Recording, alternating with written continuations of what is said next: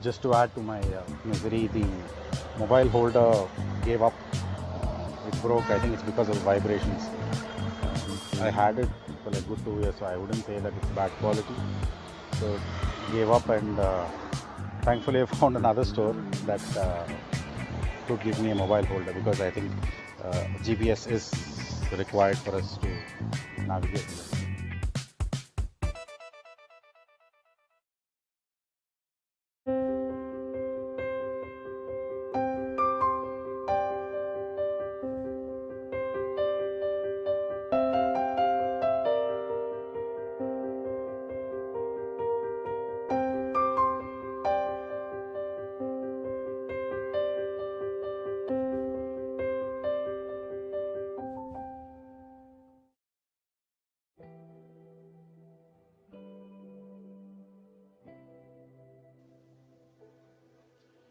Good morning, friends. It is the 2nd of October and happens to be a Friday. As we all know, it is Gandhi Jayanti, and that makes it an extended weekend. So I decided to ride across Coorg over the next 3 days. With the current COVID situation and the travel restrictions, I just thought I'd keep it short and travel just across Karnataka. So I left home at around 8 a.m. and just passed the Nirmangala Hasan Highway junction, which also is the National Highway 75.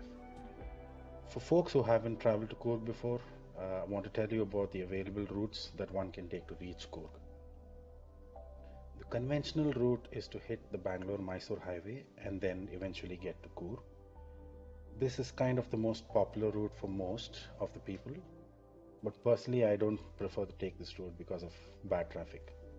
You will also notice that there are a lot of towns on the way at almost exact intervals of 25 kilometers. That kind of, breaks this momentum. So I personally prefer to take this road, which is the National Highway 75. Although one may find that this is 40 kilometers longer than the other route, you almost reach Coorg the same time that the other road would take you as well. And the roads are lovely and there's much lesser traffic, as you see. As we travel, I will also talk a little bit more about Coorg and tell you about the place.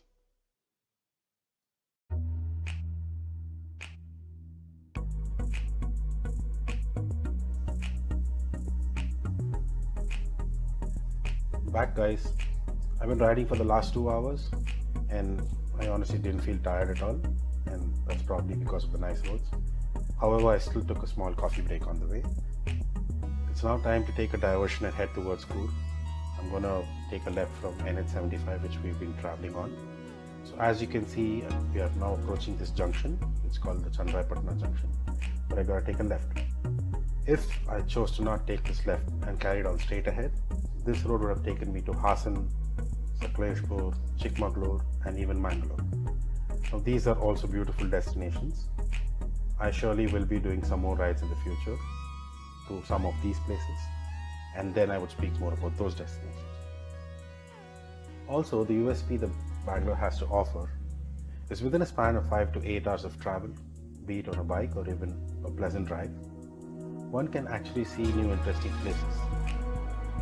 And this comes along with meeting new people and even better terrains. Getting back to our destination for this weekend, it has been around 2 hours like I mentioned. It's around 11 a.m. in the morning. I've covered roughly about half the distance. Everything was going fine, the weather's fantastic, there is no rains, and then suddenly this is what happens.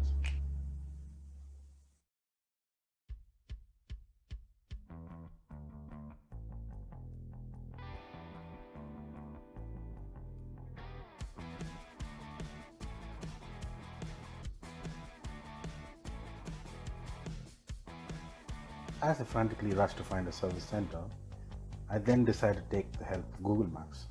And just to make things a little more interesting, Google Maps decides to take me on a so-called shortcut, which is through a forest. And that's exactly what you guys are seeing. I mean, I love these kinds of offbeat routes, but come on, not when your bike's acting funny.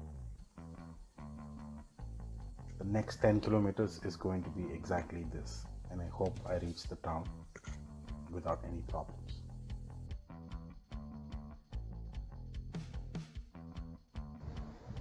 So I stopped by for a small break. Uh, the showroom isn't too far away. It's about 25 kilometers from here, and I think it's just one straight road. So uh, I hope the service center is open and it's not too doesn't take too long for me to fix the bike, because the place that I'm going to stay at is by a river, so I want to be there and take some pictures.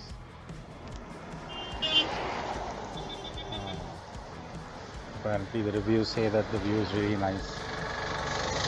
Let's see if I'm able to get to the resort by about 2:30. That should be cool. It's about 12:45 right now.